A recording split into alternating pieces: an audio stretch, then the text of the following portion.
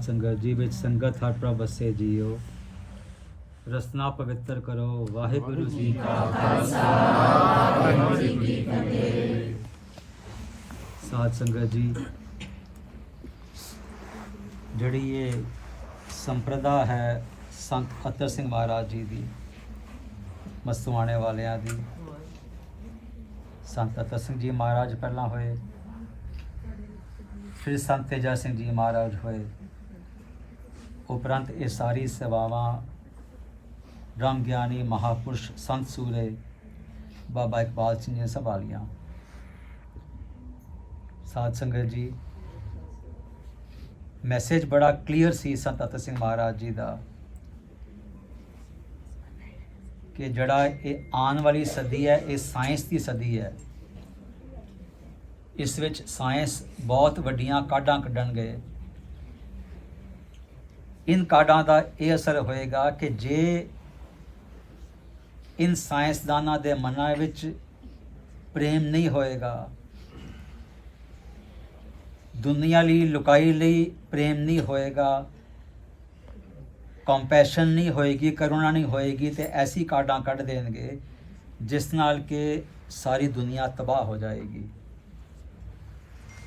ਸੰਤ ਅਤਰ ਸਿੰਘ ਜੀ ਮਹਾਰਾਜ ਕਿਸੇ ਸਕੂਲ ਵਿੱਚ ਨਹੀਂ ਗਏ ਸੀ, ਪਰ ਉਹਨਾਂ ਦੀ ਵਿਜ਼ਨ ਬੜੀ ਕਲੀਅਰ ਸੀ ਕਿ ਅਸੀਂ ਐਸੇ ਸੂਰਵੀਰ ਪੈਦਾ ਕਰਨੇ ਹਨ ਜਿਹੜੇ ਕਿ ਸਾਇੰਸ ਵਿੱਚ ਵੀ ਪਰਪੱਕ ਹੋਣ, ਦੁਨਿਆਵੀ ਵਿਦਿਆ ਵਿੱਚ ਵੀ ਪਰਪੱਕ ਹੋਣ, ਹੋਰ ਨਾਲ ਹੀ ਉਹਨਾਂ ਦੇ ਮਨਾਂ ਵਿੱਚ ਗੁਰੂ ਵਸਦਾ ਹੋਏ, ਉਹਨਾਂ ਦੇ ਮਨਾਂ ਵਿੱਚ ਕਰੁਣਾ ਹੋਏ, ਉਹਨਾਂ ਦੇ ਮਨਾਂ ਵਿੱਚ ਲੁਕਾਈ ਵਾਸਤੇ ਪ੍ਰੇਮ ਹੋਏ। ਸੋ ਇਹ ਆਸ਼ਾ ਲੈ ਕੇ ਉਹਨਾਂ ਨੇ ਵਚਨ ਕੀਤੇ ਸੀ, ਜਿਸ ਦੇ ਅੰਤਰਗਤ ਇਹ ਜੋ ਛੋਟੀ ਜੀ ਨਗਰੀ ਵਸਾਈ ਹੈ ਮਹਾਪੁਰਸ਼ ਬਾਬਾ ਇਕਬਾਲ ਸਿੰਘ ਜੀ ਨੇ। ਆਬਜੈਕਟਿਵ ਬੜਾ ਕਲੀਅਰ ਸੀ, ਮੈਸੇਜ ਬੜਾ ਕਲੀਅਰ ਸੀ ਕਿ ਅਸੀਂ ਐਸੇ ਬੱਚੇ ਪੈਦਾ ਕਰਨੇ हैं ਜੋ ਕਿ ਸਾਰੀ ਦੁਨੀਆ ਵਿੱਚ ਜਾਣਗੇ, ਦੁਨੀਆ ਵਿੱਚ ਆਪਣਾ ਮੈਸੇਜ ਦੇਣਗੇ ਗੁਰੂ ਨਾਨਕ ਦਾ। ਅਸੀਂ ਜੋ ਅੱਜ ਦੇਖ ਰਹੇ ਹਾਂ ਪੂਰੀ ਦੁਨੀਆ ਵਿੱਚ ਧਰਮ ਦੇ ਨਾਂ 'ਤੇ ਵੰਡ ਹੋਈ ਜਾ ਰਹੀ ਹੈ। ਧਰਮ ਦੇ ਨਾਂ 'ਤੇ ਅਸੀਂ ਇੱਕ ਦੂਜੇ ਨੂੰ ਮਾਰ ਕੱਟਣ ਵਿੱਚ ਲੱਗੇ ਹੋਏ ਹਾਂ। ਮਿਡਲ ਈਸਟ ਦੇਖ ਲਈਏ, ਚਾਹੇ ਅਸੀਂ ਹਿੰਦੁਸਤਾਨ ਵਿੱਚ ਹੀ ਹੁਣ ਜੋ ਨਵਾਂ ਸਮਾਂ ਆ ਰਿਹਾ ਹੈ, ਬੜਾ ਦਰਦ ਆਉਂਦਾ ਹੈ ਦੇਖ ਕੇ ਕਿ ਕਿਸ ਤਰ੍ਹਾਂ ਅਸੀਂ ਇਹ ਇੱਕ ਦੂਜੇ ਨੂੰ ਮਾਰਨ 'ਤੇ ਤੁਲੇ ਹੋਏ ਹਾਂ। ਜਿਹੜੀ ਪੱਛਮੀ ਵਿਦਿਆ ਹੈ, ਅਸੀਂ ਦੇਖ ਲਿਆ ਹੈ ਸਭ ਤੋਂ ਜ਼ਿਆਦਾ ਯੂਨੀਵਰਸਿਟੀਆਂ ਅਮਰੀਕਾ ਵਿੱਚ ਹਨ, ਔਰ ਪਿੱਛੇ ਅਸੀਂ ਦੇਖ ਲਿਆ ਜ਼ਰਾ ਜਿਹਾ ਭੜਕਾਇਆ ਉਹਨਾਂ ਦੇ ਰਾਸ਼ਟਰਪਤੀ ਨੇ, ਤੇ ਜਿਹੜੇ ਕਾਲੇ ਰੰਗ ਵਾਲੇ ਲੋਕ ਸੀ ਉਹਨਾਂ ਨੂੰ ਬੁਰਾ ਭਲਾ ਕਹਿਣ ਲੱਗ ਪਏ, ਉਹਨਾਂ ਨੂੰ ਜ਼ਿੰਦਾ ਮਾਰਨ ਲੱਗ ਪਏ। ਇਹੀ ਡਰ ਸੀ ਸੰਤ ਅਤਰ ਸਿੰਘ ਮਹਾਰਾਜ ਜੀ ਨੂੰ ਕਿ ਜੇ ਅਸੀਂ ਅਧਿਆਤਮਕ ਵਿਦਿਆ ਨਹੀਂ ਦੇਵਾਂਗੇ ਆਪਣੇ ਬੱਚਿਆਂ ਨੂੰ ਤੇ ਉਹਨਾਂ ਦੀ ਹਉਮੈ ਹੋਰ ਵਧੇਗੀ, ਆਪਣੇ ਆਪ ਨੂੰ ਹੋਰ ਚੰਗਾ ਸਮਝਣਗੇ, ਗਰੀਬੀ ਉਹਨਾਂ ਵਿੱਚ ਨਹੀਂ ਆਏਗੀ, ਤੇ ਫਿਰ ਦੁਨੀਆ ਦਾ ਵਿਨਾਸ਼ ਹੋਏਗਾ। ਇਸ ਲਈ ਪਿਆਰੇ ਬੱਚੋ, ਇਹ ਬਾਬਾ ਜੀ ਨੇ ਇਹ ਟਕਸਾਲ ਬਣਾਈ ਹੈ। ਸਾਰੀ ਬੱਚੀਆਂ ਜੋ ਇੱਥੇ ਬੈਠੀਆਂ ਹੋਈਆਂ, ਇਹ ਮੈਸੇਜ ਅਸੀਂ ਸੰਤ ਬਾਬਾ ਇਕਬਾਲ ਸਿੰਘ ਜੀ ਦਾ ਕਲੀਅਰ ਕਰ ਲਈਏ। ਸਾਡਾ ਆਬਜੈਕਟਿਵ ਇਹ ਹੈ ਕਿ ਅਸੀਂ ਜਾ ਕੇ ਜੋ ਜੀਵਨ ਅਸੀਂ ਇੱਥੇ ਸਿੱਖ ਰਹੇ ਹਾਂ, ਇਹ ਬੱਚਿਆਂ ਵਿੱਚ ਜਾ ਕੇ, ਸਕੂਲਾਂ ਵਿੱਚ ਜਾ ਕੇ ਇਹ ਅਸੀਂ ਬੱਚਿਆਂ ਨੂੰ ਇਹ ਵਿਦਿਆ ਦੇਣੀ ਹੈ। ਸਾਇੰਸ ਦੀ ਵਿਦਿਆ, ਇਹ ਮੈਥਮੈਟਿਕਸ ਦੀ ABC, ਅੰਗਰੇਜ਼ੀ ਬੋਲਣਾ, ਇਹ ਬੜੀ ਛੋਟੀ ਵਿਦਿਆ ਹੈ। ਜਿਹੜਾ ਇਹ ਮੈਸੇਜ ਹੈ ਗੁਰੂ ਦਾ, ਪ੍ਰੇਮ ਦਾ, ਤਿਆਗ ਦਾ, ਬਲੀਦਾਨ ਦਾ, ਗਰੀਬੀ ਦਾ, ਇਹ ਮੈਸੇਜ ਅਸੀਂ ਬੱਚਿਆਂ ਨੂੰ ਸਿਖਾਉਣਾ ਹੈ। ਆਪਣੇ ਆਪ ਨੂੰ ਨੀਵਾਂ ਸਮਝਣਾ ਹੈ। ਜੋ ਪੰਜਵੇਂ ਪਾਤਸ਼ਾਹ ਦੇ ਬਚਨ ਹਨ, ਆਪਸ ਕੋ ਜੋ ਜਾਣੇ ਨੀਚਾ ਸੋ ਗਣੀਏ ਸਭ ਤੇ ਉੱਚਾ। ਇਹ ਮੈਸੇਜ ਅਸੀਂ ਜਾ ਕੇ ਬੱਚਿਆਂ ਦੇ ਮਨਾਂ ਵਿੱਚ ਦ੍ਰਿੜ ਕਰਨਾ ਹੈ। ਅਸੀਂ ਦ੍ਰਿੜ ਕਿਵੇਂ ਕਰਾਂਗੇ? ਜੇ ਅਸੀਂ ਆਪ ਆਪਣੇ ਅੰਦਰ ਇਹ ਮੈਸੇਜ ਵਸਾਵਾਂਗੇ। ਛੋਟੀ ਛੋਟੀ ਗੱਲ ਤੋਂ ਮਹਿਸੂਸ ਨਹੀਂ ਕਰਨਾ ਇੱਕ ਦੂਜੇ ਦਾ। ਮਹਾਪੁਰਸ਼ਾਂ ਦੇ ਬਚਨ ਹੋਏ ਸੀ ਸੰਤ ਬਾਬਾ ਅਤਰ ਸਿੰਘ ਜੀ ਦੇ, ਬੋਲ ਕਬੋਲ ਸਾਰਨਾ ਤਪਾਂ ਸਿਰ ਤਪ ਹੈ। ਪੂਰਨ ਬ੍ਰਹਮ ਗਿਆਨੀ ਜਿਨ੍ਹਾਂ ਨੇ ਇਤਨੀ ਤਪੱਸਿਆ ਕੀਤੀ ਕਿ ਇਸ ਯੁੱਗ ਵਿੱਚ ਕਿਸੇ ਹੋਰ ਸੰਤ ਮਹਾਪੁਰਸ਼ ਨੇ ਉਤਨੀ ਤਪੱਸਿਆ ਨਹੀਂ ਕੀਤੀ। ਉਤਨੀ ਤਪੱਸਿਆ ਕਰਨ ਤੋਂ ਬਾਅਦ ਫਿਰ ਇਹ ਬਚਨ ਕਰ ਰਹੇ ਹਨ, ਬੋਲ ਕਬੋਲ ਸਾਰਨਾ ਤਪਾਂ ਸਿਰ ਤਪ ਹੈ। ਅਸੀਂ ਛੋਟੀ ਛੋਟੀ ਗੱਲਾਂ ਲੈ ਕੇ ਇੱਕ ਦੂਜੇ ਨਾਲ ਲੜਨ ਲੱਗ ਪੈਂਦੇ ਹਾਂ, ਇੱਕ ਦੂਜੇ ਨਾਲ ਅਸੀਂ ਉੱਚੀ ਨੀਵੀਂ ਗੱਲ ਕਰਨ ਲੱਗ ਪੈਂਦੇ ਹਾਂ। ਸੋ ਪਿਆਰੇ ਬੱਚੋ, ਇਹ ਅਸੀਂ ਮਨ ਵਿੱਚ ਘੜ ਲਈਏ, ਇਸ ਗੱਲ ਨੂੰ ਮਨ ਵਿੱਚ ਵਸਾ ਲਈਏ, ਤਾਂ ਕਿ ਅਸੀਂ ਉਸ ਹਿਸਾਬ ਨਾਲ ਨਿਮਰਤਾ ਦੇ ਮੂਰਤ ਬਣ ਜਾਈਏ। ਗਰੀਬੀ ਹਲੀਮੀ ਇਤਨੀ ਆ ਜਾਏ ਜਿਸ ਤਰ੍ਹਾਂ ਸੰਤ ਤੇਜਾ ਸਿੰਘ ਮਹਾਰਾਜ ਵਿੱਚ ਸੀ। ਇੱਕ ਵਾਰੀ ਸੰਤ ਤੇਜਾ ਸਿੰਘ ਜੀ ਮਹਾਰਾਜ ਬਾਰਿਸ਼ਾਂ ਦੇ ਦਿਨ ਸੀ, ਚੀਮੇ ਜਾ ਰਹੇ ਸੀ, ਸੇਵਾ ਕਰਾ ਰਹੇ ਸੀ ਚੀਮੇ ਸੰਤ ਮਹਾਰਾਜ ਦੇ ਸਥਾਨ ਦੀ। ਤੇ ਉਹਨਾਂ ਨੂੰ ਬਹੁਤ ਜ਼ਿਆਦਾ ਬਾਰਿਸ਼ ਸੀ, ਕਿਚੜ ਸੀਗਾ, ਉਹਨਾਂ ਦੇ ਜੋੜੇ ਵੀ ਕਿਚੜ 'ਚ ਬਹਿ ਗਏ ਚੀਮੇ ਦੀ ਗਲੀਆਂ ਵਿੱਚ। ਤੇ ਅੱਖਾਂ ਦੇ ਉਹਨਾਂ ਦੇ ਚਸ਼ਮੇ ਦੇ ਅੱਗੇ ਵੀ ਕਿਚੜ ਪਿਆ ਹੋਇਆ ਸੀ। ਤੇ ਇੱਕ ਸ਼ਰਾਬੀ ਉੱਥੋਂ ਲੰਘਿਆ। ਉਹ ਕਹਿੰਦਾ, ਤੇਜਾ ਸਿੰਘਾ, ਤੂੰ ਸਾਰਾ ਦਿਨ ਖਾਂਦਾ ਰਹਿੰਦਾ ਹੈ, ਘੁੰਮਦਾ ਰਹਿੰਦਾ, ਕੋਈ ਕੰਮ ਕਾਜ ਨਹੀਂ ਕਰਦਾ, ਕੰਮ ਕਾਜ ਕਰ ਲਿਆ ਕਰ, ਕੋਈ ਸੇਵਾ ਕਰ ਲਿਆ ਕਰ। ਤੇ ਮਹਾਰਾਜ ਨੇ ਹੱਥ ਬੰਨ੍ਹ ਕੇ ਬੜੇ ਪ੍ਰੇਮ ਨਾਲ ਕਿਹਾ, ਬਈ ਬੜੀ ਕਿਰਪਾ ਕੀਤੀ ਹੈ, ਤੂੰ ਦੱਸਤਾ ਸਾਨੂੰ, ਅਸੀਂ ਹੋਰ ਕੋਸ਼ਿਸ਼ ਕਰਾਂਗੇ। ਇਹ ਹੈ ਬੇਟਾ ਗਰੀਬੀ ਦੀ ਮੂਰਤ। ਸਾਡੀ ਸੰਪਰਦਾ ਦਾ ਇਹ ਵਿਰਸਾ ਹੈ।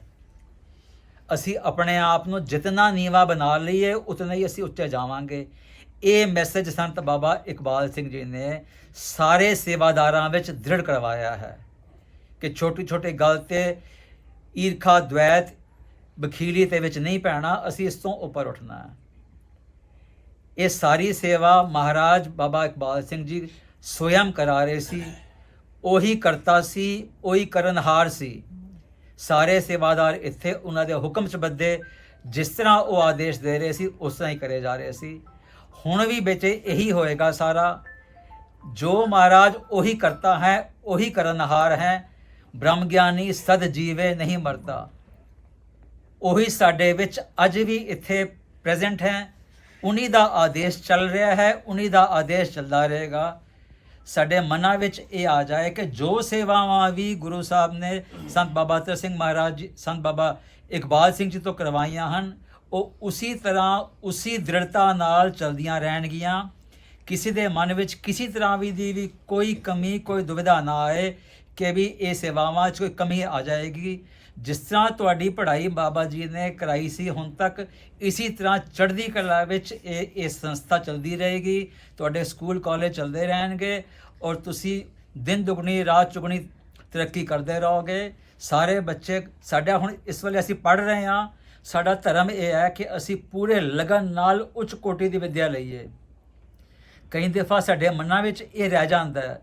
ਪਿੱਛੇ ਦਾਸ ਡਿਸਕਸ਼ਨ ਕਰ ਰਿਹਾ ਸੀਗਾ ਯੂਨੀਵਰਸਿਟੀ ਦੇ ਸਟਾਫ ਨਾਲ ਵੀ, ਤੇ ਇਹ ਫੀਲਿੰਗ ਆ ਰਹੀ ਸੀ ਕਿ ਬਹੁਤ ਸਾਰੇ ਬੱਚਿਆਂ ਦਾ ਇਹ ਧਿਆਨ ਹੈ ਕਿ ਅਸੀਂ ਡਿਗਰੀ ਹਾਸਿਲ ਕਰ ਲਈਏ।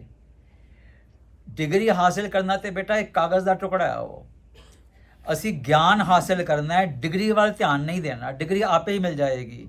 ਜੇ ਗਿਆਨ ਹਾਸਿਲ ਕਰ ਲਵਾਂਗੇ, ਚੰਗੀ ਪੜ੍ਹਾਈ ਕਰ ਲਾਂਗੇ, ਚੰਗੀ ਅੰਗਰੇਜ਼ੀ ਸਿੱਖ ਲਵਾਂਗੇ। ਹੁਣ ਸੰਤ ਤੇਜਾ ਸਿੰਘ ਜੀ ਮਹਾਰਾਜ ਦੇਖਣ ਨੂੰ ਜੇ ਉਹਨਾਂ ਨੂੰ ਦੇਖੀਏ ਨਾ ਤੇ ਉਹਨਾਂ ਦਾ ਬਿਲਕੁਲ ਸਾਦਾ ਲਿਬਾਸ ਸੀਗਾ। ਕੋਈ ਕਹਿ ਨਹੀਂ ਸਕਦਾ ਸੀ ਕਿ ਹਾਰਵਰਡ ਤੋਂ ਪੜ੍ਹ ਕੇ ਆਏ ਹੈਗੇ।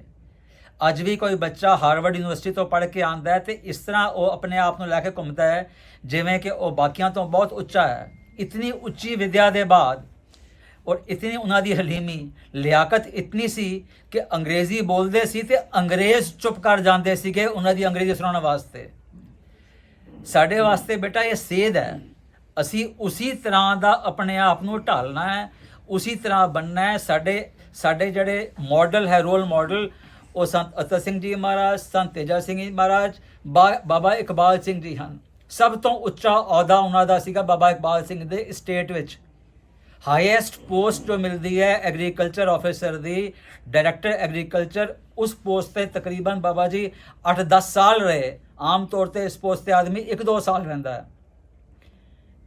ਹਲੀਮੀ ਕਿਤਨੀ। ਉਹਨਾਂ ਦੇ ਜਿਹੜੇ ਦਫ਼ਤਰ 'ਚ ਕੰਮ ਕਰਦੇ ਸੀ ਬਾਬਾ ਜੀ ਦੇ, ਉਹਨਾਂ ਨੇ ਜਦ ਦੇਖਿਆ ਕਿ ਬਾਬਾ ਜੀ ਰਿਟਾਇਰ ਹੋਣ ਵਾਲੇ ਹੈ, ਹੁਣ ਜਾਣ ਲੱਗੇ ਹੈ, ਪੂਰੀ ਉਮਰ ਤੇ ਬਾਬਾ ਜੀ ਸਰਕਾਰੀ ਕਾਰਾਂ ਤੇ ਜੀਪਾਂ ਤੇ ਘੁੰਮਦੇ ਰਹੇ, ਹੁਣ ਇਹ ਜਾਣਗੇ ਕਿਵੇਂ? ਅਸੀਂ ਤੇ ਬੱਸ ਤੇ ਜਾਣ ਨਹੀਂ ਦੇਣਾ ਇਹਨਾਂ ਨੂੰ। ਬਾਬਾ ਜੀ ਦੇ ਅਕਾਊਂਟ ਵਿੱਚ ਉਸ ਵੇਲੇ ਕੇਵਲ 2200 ਰੁਪਏ ਸੀ।